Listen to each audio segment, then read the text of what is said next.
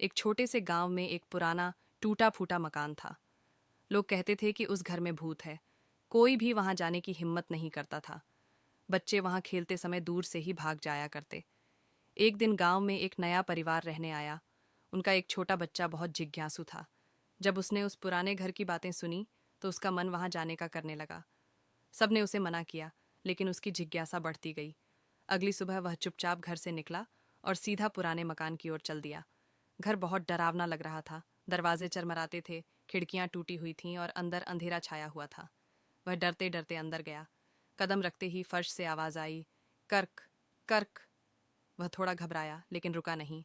उसने देखा कि दीवारों पर धूल जमी थी और हर कोने में जाले लगे थे। तभी एक खिड़की अपने आप खुल गई और हवा का झोंका आया। खटाक, दरवाजा भी बंद हो गया। अब वह बच्चा अंदर फंस गया था। अचानक उसे एक आवाज सुनाई दी, कौन है मेरे घर में? बच्चा डर से कांपने लगा। उसकी आवाज तक नहीं निकली।